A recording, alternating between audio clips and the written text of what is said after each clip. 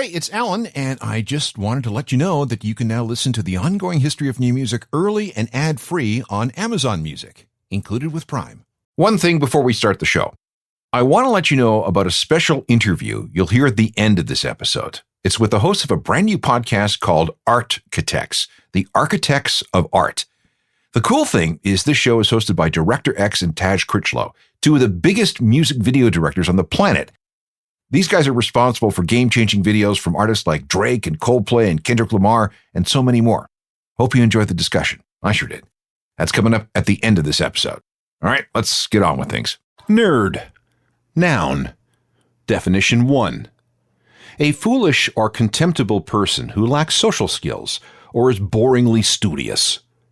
Definition 2. A single-minded expert in a particular field. Example, a computer nerd. This is an old word, too. The nerds at Google have a thing called the ngram viewer, which scans the text of books going all the way back to 1500. In other words, pretty much right back to the invention of the printing press. According to these nerds, nerd, the word, shows up for the first time in a book called A True Discourse of the Assault Committed Upon the Most Noble Prince, Prince William of Orange, County of Nassau, Marquesse de la Vere and C., written by John Jarequi Spaniarde, with the true copies of the writings, examinations, and letters for sundry offenders in that vile and diuelifh, I have no idea what that word is, attempt. I can't tell you what nerd referred to in that book because it's written in Old Spanish and I couldn't be bothered to find a translation. I'd need a real etymological nerd for that one. The word fell into disuse after about 1725, returning to the popular lexicon thanks to Dr. Seuss in 1950. To him, a nerd was some kind of weird creature found in one of his zoos. But the following year, Newsweek magazine reported that nerd was being used in Detroit to describe an awkward sort of dude who really wasn't very cool. It kind of lingered in the slang world for the rest of the 50s and into the 1960s, before it really took off in 1974 with the TV series Happy Days. Fonzie was always calling Richie and Potsy nerds for being uncool dorks. So props to Henry Winkler there. By the end of the 70s, and coinciding with the rise of the culture around personal computers, consumer technology, and Star Wars and other science fiction pursuits, the use of the word nerd became even more widespread. Remember the Revenge of the Nerds movies in the 1980s? But now, in our technological society, being a nerd is actually a compliment. People aspire to be nerds like Bill Gates and Elon Musk and Mark Zuckerberg. Look at shows like The Big Bang Theory and Silicon Valley. We're actually celebrating nerddom. People want to be nerds because it's kind of cool. The geeks have truly inherited the earth. Which brings me to music. Nerdishness is now so widespread that even nerds have their own genre of music. And as you might guess, it falls squarely in the world of alternative music. This, then, is a short history of what we unreservedly, unashamedly, and unironically call nerd rock. This is the Ongoing History of New Music podcast with Alan Cross. Hello again, I'm Alan Cross, and this is another dive into a specific corner of the alt-rock world in an effort to better understand all the genres and sounds and scenes that are available to us. And this time we shall discuss nerd rock. This discussion could actually get a little more complicated than you might expect because there are dozens of subgenres under the nerd rock umbrella. The one we'll come back to the most is geek rock, but I'm getting ahead of myself. While nerd or geek rock can be a sound and style, it can also refer to the look or attitude and personalities of the people making the music. This will give you a taste of where we'll end up. We need to start with what could be the ultimate nerd rock band of all time. This is Weezer.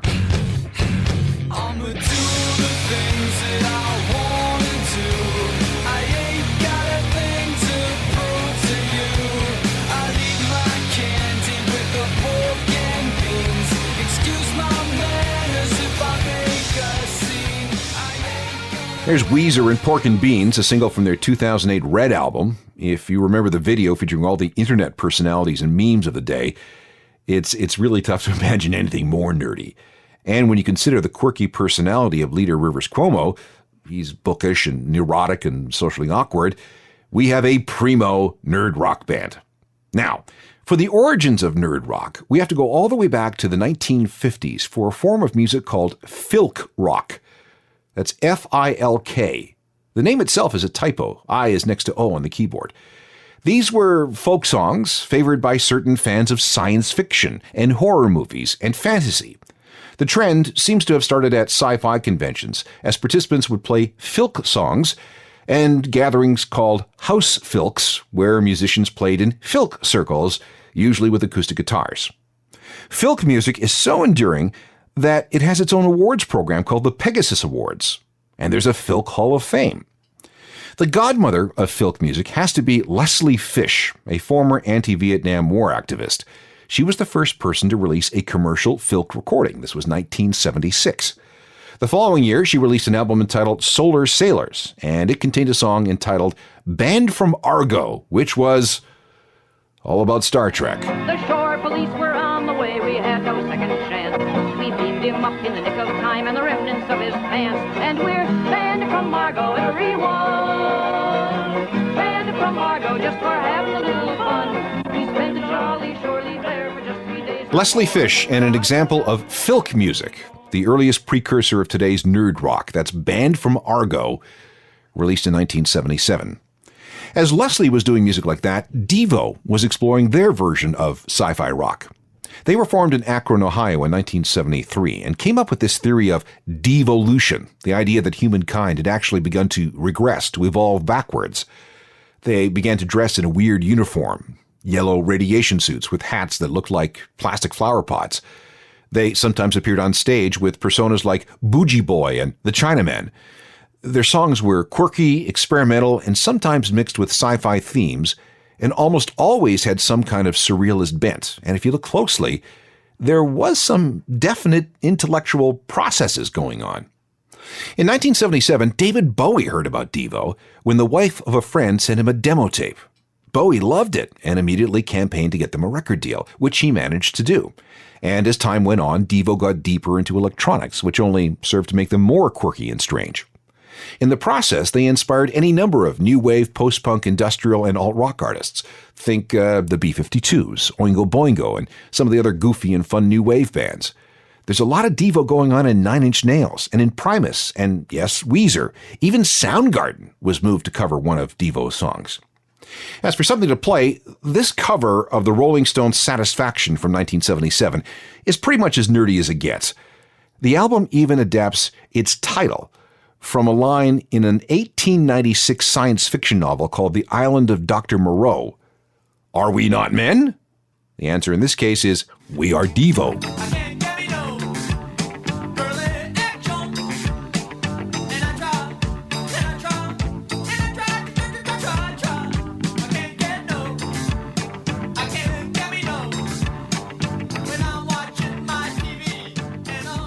Devo from 1977, and I think you'll agree that that's pretty nerdy. Okay, a quick detour. In December 1977, Elvis Costello appeared on Saturday Night Live. He was at the height of his angry young songwriter years, complete with his thick glasses and powder blue sport coat. Ann Beats was a writer on the show at the time and remembers watching Elvis' set and thinking, this isn't punk rock, this is nerd rock. And that led to the creation of The Nerds, a reoccurring set of sketches featuring characters played by Gilda Radner, Jane Curtin, and Bill Murray. At around the same time, and as Devo was arguing about the devolution of humankind, the Talking Heads were confusing people at CBGB in New York. Like Devo, the Talking Heads had a musical outlook that was a little bent. With a solid art school background, the group was all about challenging conventions when it came to music, and frontman David Byrne was almost definitely a nerd. In person, he was socially awkward. He later speculated that he's somewhere on the Asperger's spectrum, and was almost as awkward on stage. Except in performance, he came across as quirky, experimental, and occasionally paranoid. He's a great example of how punk allowed everyone to be who they were. As long as you had something to say, you should be able to say it, regardless of who you were or your musical ability. In the midst of all the punk rock in the late 1970s, the Talking Heads were producing nerdy music like this. This ain't no party. This ain't no discourse. This ain't no fooling around. This ain't the mud club.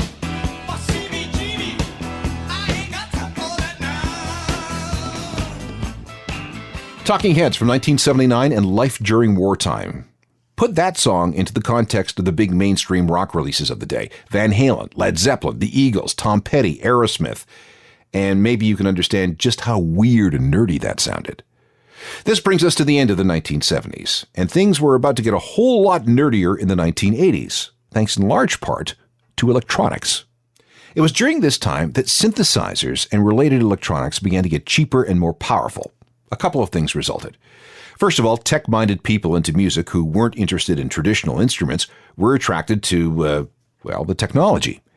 Second, there was a segment of the music world who equated synthesizers with the music of the future. The future meant science fiction, and science fiction, that's the realm of nerds. One of the great nerd rockers of the early 80s was Thomas Dolby. His real name is Thomas Morgan Robertson, and his father was a well-known academic specializing in Greek art and archaeology, which, is pretty geeky. In the 1970s, Thomas spent a lot of time messing about with home-built keyboard synthesizers and recording tape. That's when his friends nicknamed him Dolby, after the noise reduction technology that was being introduced to home stereos at the time. In 1982, he released a debut album called The Golden Age of Wireless. Nerdy, that.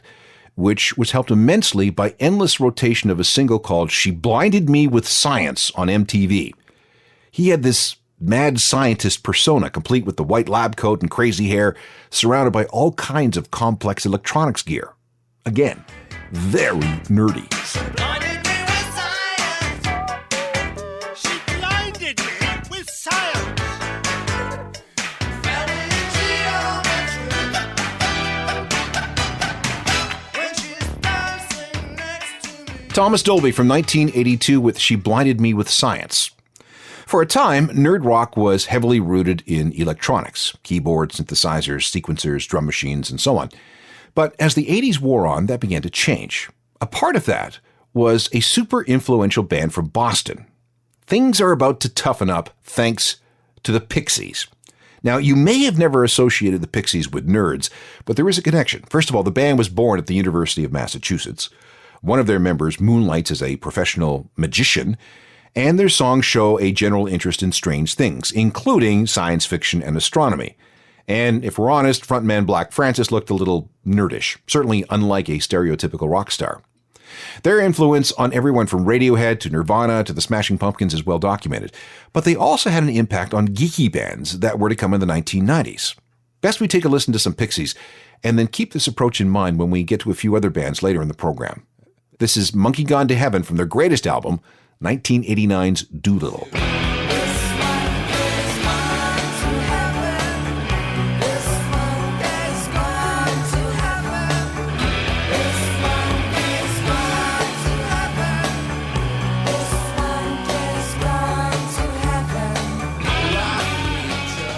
The Pixies, when you think about it, kind of nerdy, kind of geeky. Whether they want to be known as a nerd rock band is besides the point. They'd eventually become part of this particular story. And it was in the 1990s when Pixies-inspired nerd rock really took off. The explosion in alternative music in that decade allowed for all sorts of previously fringe ideas, attitudes, and sounds to wash into the mainstream. And just as we saw with punk back in the 1970s, there was a certain egalitarianism about everything. If you had something to say, well then damn it, you should be allowed to say it in whatever manner you chose. Now, remember that alt-rock was born as a reaction to normal, mainstream tastes. From the earliest days, being weird was not only tolerated, but encouraged. People who annoyed the mainstream with their strangeness were celebrated and promoted. The early 90s saw a huge bloom in nerdy bands coming to the forefront. For example, They Might Be Giants, the two-man group out of Brooklyn featuring John Flansburgh and John Linnell. They were suddenly cool with everyone. They'd been around since 1982 doing weird things like writing songs for their answering machine. They ran something called Dial a Song, where fans could dial a number and get a new song every day, every week, whenever. I'll even give you the number, 716-387-6962. It's been disconnected for a while, but occasionally it does resurface. They ended up with a major record label deal, and in 1990 they released a record called Flood. It featured several genuine alt-rock radio hits. This is one of them. It's called Particle Man. And don't try to make sense of this unless you like bending your head around existentialist things. Otherwise, you're just going to hurt yourself. Particle man, doing the things a particle can. What's he like? It's not important. Particle man, is he a dot or is he a speck? When he's underwater, does he get wet? Or does the water get him instead? Nobody knows. Particle man. Yes, a radio hit on alt-rock stations in 1990. They Might Be Giants and Particle Man. Billboard would eventually refer to them as the Nerd Rock Kings, and that may have been the thing that brought the term into mainstream use, but we really can't be sure.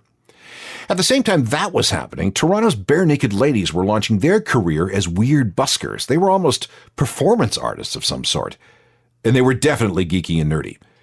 The group was formed by Ed Robertson and Stephen Page. They both had an odd sense of humor, which they channeled into writing songs. Eventually, a band coalesced around them, and they began busking throughout Toronto.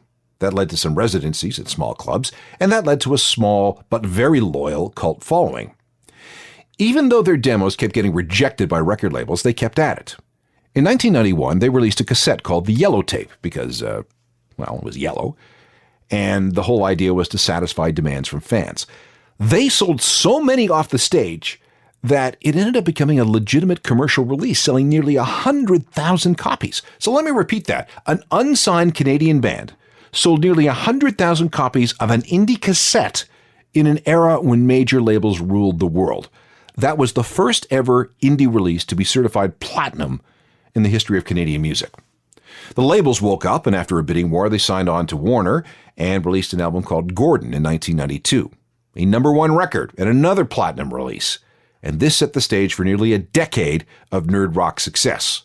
And to this day, fans insist on throwing boxes of Kraft dinner at the band as the result of this song. But please don't do that. The corners of those boxes are sharp. They hurt. If I had $1 million, I'd build a tree fort in our yard. If I had $1 million, you could help, it wouldn't be that hard. If I had $1 million, maybe we could put like a little tiny fridge in there somewhere. We could just... The early and mid-90s were a great time for nerd rock. We got Weezer and the spin-off band The Rentals. There was Fountains of Wayne, Ween, the Aquabats, Man or Astroman, Andrew W.K., Ben Folds 5, and Weird Al Yankovic, who occupies his own throne in the nerd rock world. There wasn't really a common sound, but they were all about humor and fun and self-deprecation, appreciation of the mundane, and loads of irony. It was towards the end of the decade that it acquired a new name, geek rock. As the 1990s progressed, we began seeing more and more nerd rock bands, especially after Weezer started having platinum records. You remember that we talked about them as the archetypical nerd rock band off the top of the show. The genre had been around long enough that it began to separate and stratify into subgenres. There was nerd punk, which was like nerd rock except in the style of punk. There was wizard rock, a whole bunch of bands inspired by Harry Potter. That scene is big enough to have its own festival, which they call Rockstock, which is spelled with a silent W at the beginning. Oh, and speaking of festivals, there was Nerdapalooza, which ran between 2007 and 2013. How about Time Lord Rock? This seemed to be mostly a British and Australian thing for some reason, maybe because that's where the TV series Doctor Who was the biggest. There is a corner of the universe dedicated to bands who were inspired completely by Star Trek. I know of a couple that even sing in Klingon. If you are interested in exploring that, I suggest you look up a band called 5 Year Mission. They're working to write a song for every one of the 79 episodes of the original Star Trek series. Yes, really. There's Twi-Rock, which was based entirely on the characters from the Twilight series of books. That seems to have died out, blessedly. We have something that's sometimes called chiptunes, where people take songs and rewrite them so they sound like 8-bit computer music. And then we have geek rock. Now, as far as anybody can tell, the first band on the planet to describe themselves as a geek rock group was Nerf Herder, a 4-piece band from Santa Barbara, California, whose very name screams geek. If you need an explanation, here it is. In the Star Wars film The Empire Strikes Back, Princess Leia calls Han Solo, and I quote, a stuck-up, half-witted, scruffy-looking Nerf herder. In Star Wars talk, a Nerf is something that looks like a buffalo, and the people who tend them aren't looked upon as being very smart. Therefore, if we are going to be complete, we need to listen to some Nerf Herder. The band, that is. This was an alt-rock radio hit from 1996, and it was from their self-titled debut album. Again, self-referential, very mundane, talking about things that are just out there. This is called Van Halen. Tomorrow may never come again. Can't you hear Jamie crying? She's running with the devil alone.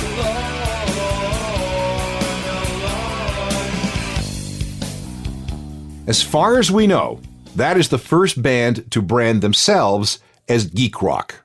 It's Nerf Herder with their song Van Halen. In case you're wondering, they also have singles with titles like Courtney, about guess who, Mr. Spock, yep, and Led Zeppelin Rules. All right, who else can we talk about? Well, there's Nada Surf out of New York City. Tenacious D, Jack Black's band, definitely falls into this category. There's Wheatus. Given the subject matter of some of the Decemberists songs, you might want to include them. Singer-songwriter Jonathan Colton probably belongs on this list. Titus Andronicus. Public Service Broadcasting, a British band that uses samples from old public service announcements and educational films over instrumentals they write. Definitely nerdy. And with all the wild videos they do, you can make a case for OK Go to be part of the geek rock world. But we'll finish the show with Alt J. Again, this is a band whose name screams geek. You may not realize it, but let me explain. Alt J comes from a keyboard shortcut on a Mac. If you're a scientist or a mathematician or an engineer and you want to use the symbol for delta, which is the Greek letter that looks like a triangle and is used to indicate change or difference, the keyboard shortcut on a Mac is Option key, the equivalent of the Alt key on a PC keyboard, and the letter J, hence Alt J. Subject matter for their songs is appropriately geeky. A photographer in the Spanish Civil War, Natalie Portman's character in the movie The Professional, references to the children's book Where the Wild Things Are, Truman Capote's famous book In Cold Blood, a plain surface covered by repeated use of a single shape without gaps or overlapping. That's a tessellate, by the way, which is also the name of one of their songs. Let's play this one from their 2017 album Relaxer. It's called 3WW, which is short for Three Worn Words, WORN words. The song is about a lovelorn young man who goes on some kind of walkabout and keeps thinking about a bronze statue of Juliet, the character from Shakespeare's play, in Verona, Italy. The metal on the chest of that statue is worn smooth because of the legend that says if you rub it with your hand, you will have good luck in the future. Okay, that's a long way to go for a song, but okay. All these three words, oh, that we whisper, like the rocking hands of tourists in Verona. I just want to love you in my own language. I should probably mention this before we conclude here. I did not mention a genre called nerdcore, although I probably should have. This is a corner of the hip-hop universe that is to rap what nerd rock is to regular rock. In fact, we could do a whole show on just nerdcore, reaching back to the Beastie Boys and following through artists like MC 900 Foot Jesus, Kool Keith, MF Doom, and a whole bunch more. If that sounds appealing, dig around on the internet for Geeksta Rap. That's GEEKSTA Rap. Geeksta Rap. It exists. If I can be of further assistance on this topic or any other, my email is alan@alancross.ca. You can also look at my website, which is a journalofmusicalthings.com. That website comes with a newsletter that sends fresh music news and information to your inbox by 10 a.m. Eastern every day. I can also be found through Facebook, Twitter, Instagram, and Google+. And I hope you can give me a look or a follow if you get a chance. Finally, there's the matter of the podcast. Dozens and dozens and dozens of these shows have been turned into podcasts and are available for free download through iTunes or virtually anywhere else you get your on-demand audio. Get them all. That'll keep you busy for a while. Technical production is by our resident nerd, Rob Johnston. I'm a nerdy Alan Cross. You've been listening to the Ongoing History of New Music podcast with Alan Cross. Subscribe to the podcast through iTunes, Google Play, Stitcher, Spotify, and everywhere you find your favorite podcasts.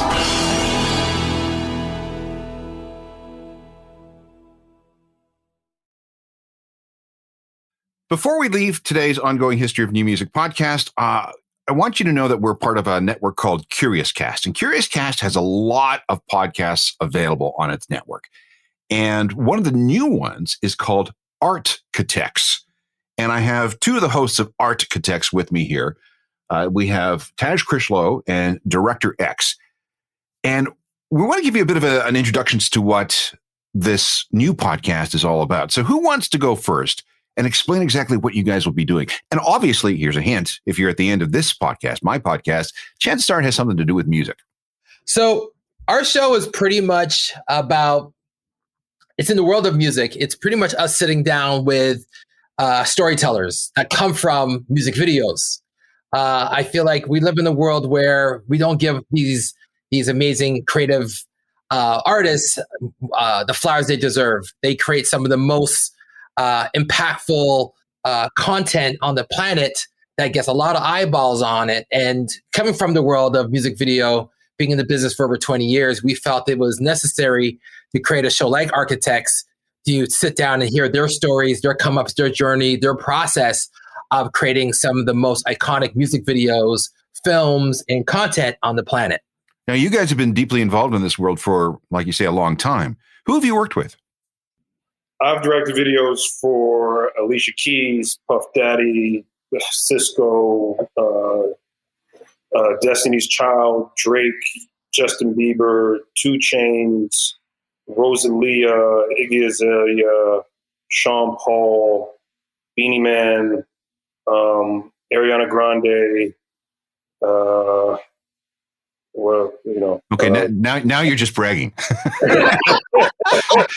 Korn, John Mayer, the list goes on. Like this has literally been a crazy journey, and I always say X is the GOAT because as long as he's been doing it, like late 90s to now, it's still relevant. Like we broke our production company Fella with this music video for DJ Khaled, Drake, and Bieber called Pop Star. So it's been a crazy journey, and we're 2 kids from Brampton, Ontario, that went out to make art that broke out to the world, and now we're using our podcast as another form of storytelling, but through an audio medium. Okay, how are you going to make that transition? You've been telling stories through video. Now it's going to be only audio. So you're going to have to change your style a little bit, I guess. I mean, we're talking to the creators, so it's a different kind of thing. You know what I mean? The story is the story of the maker. So it's not conceptualizing music and visuals to it. It's talking like the first podcast, the debut of the show was with Dave Meyers, another guy that's been in the game for a long, long time, and just talking about that philosophy behind his approach to art, the work he's done, and as well digging into some of the larger world issues out there. Like we have a whole talk about Black Lives Matter on that podcast, and being a white director and his perspective coming up in a Black music world. So it's a little different than what we're used to doing. Without any spoilers, give me the kind of stories that you'll be telling. Give me an example of a story. I guess the examples is pretty much their come up, what drew them in to get into this world of filmmaking, their influences, their highs, their lows, and pretty much their breakthrough moments. And a lot of times, to your point, Alan, like when you watch a music video, you're just seeing the end result, but you don't see what went into to make that product and that piece of art, as far as the storyboards and the art direction and sitting down with your head department and the collaboration. So it's pretty much we're giving them that kind of close set behind experience where you get to see the process of how we get to the finish line, right? I've often watched music videos and wondered, where the hell did this come from? What kind of headspace do you have to be in to come up with these images, these storylines, these things? And I have no idea. Yeah, and that's the point of the show. Like, look, we're probably around the same age. Like, I came up in the 80s era where that's what made me fall in love with music videos, right? The MTV Much Music era, watching videos by Madonna and Peter Gabriel and like Phil Collins and Michael Jackson and Aerosmith. And I was always fascinated by music videos and the storytelling and the dancing and the style and all that stuff.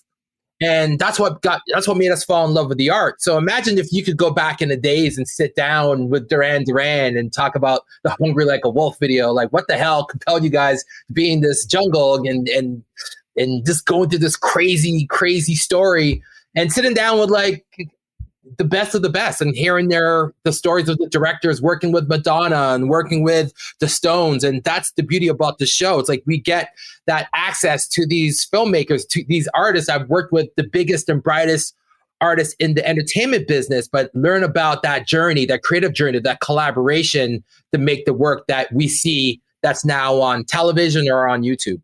And before we jump, I just want to say, please follow us at Architects Pods. I can't wait for this. Sounds like a great series.